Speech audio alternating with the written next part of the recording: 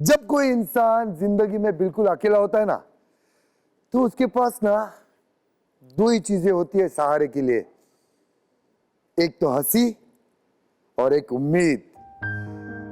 और आप सोच लो पब्लिक कि अगर वो इंसान से दोनों भी चीजें छीना जाए तो वो इंसान के तो एल लगते होंगे ना। तो वैसे एक इंसान है जिसके एल लगे पड़े, वो इंसान दिल्ली से है बंसी। तो चलो बुलाते उसको। बंसी जी आइए।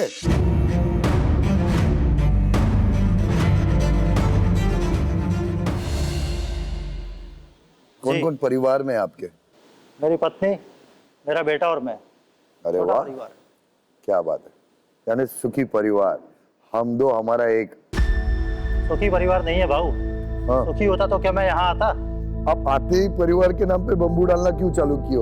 भाऊ मेरा एक 23 साल का बेटा है, लेकिन आज 23 साल के बाद मुझे पता चला वो मेरा बेटा नहीं है।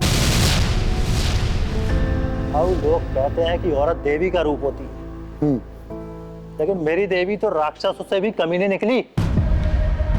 एक आदमी के लिए ना उसकी फैमिली एक गार्डन के जैसी होती है, जिसमें वो बीज बोता है, उस बीज को पानी देता है, उसे धूप से बचाता है, उसको पालता है, पोसता है, बड़ा करता है, और बाद में उसको अगर एक दिन ये पता चलता है कि वो फूल उसका नहीं है, उसकी बीवी उसको ये बताती है कि वो बीज उसका नहीं है, किसी और का है। बहुत कुत्ती चीज होती है औरत। सारी औरतें वैसी नहीं होते हैं। एक की वजह से ना सबको बदनाम नहीं करने का। भाऊ वो बच्चा है ना, तो मेरे दोस्त प्रियश का है। वो प्रियेश तेरा कितना साल से दोस्त है रे? बचपन से।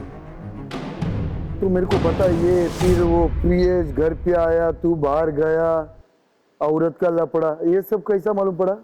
वही तो समझ में नहीं आ रहा है भाऊ। जो मेरा था वो अचानक से अब मेरा ही नहीं रहा। कैसा? तो तेरा तो अच्छा दोस्त था ना वो प्रियेश, तो तूने भरोसा किया, तेरे को चुतिया बनाया। अभी तेरे को पता चला ना, तो फिर प्यार खत्म हो गया इतना जल्दी? भाऊ मैं भी कुछ निश्चित नहीं कर पा रहा हूँ, लेकिन एक बात तो पक्की है, मैं अपने उस दोस्त को और अपनी बीवी को कभी माफ नहीं कर सकता। अगर तू यहाँ पे आया तो तेरे को कुछ ना कुछ समाधान मिलेगा, भरोसा है ना? जा, तेरे को बाद में बुलाता मैं।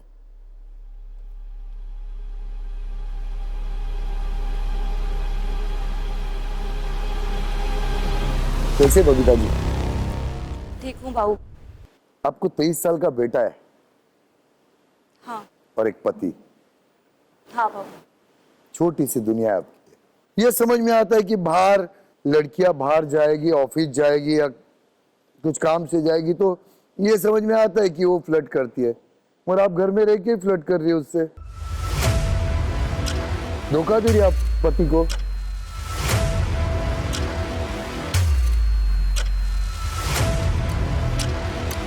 नहीं भाऊ ऐसा नहीं है। तो फिर कोई आया उसको बिस्तर में कैसे सुला दिया?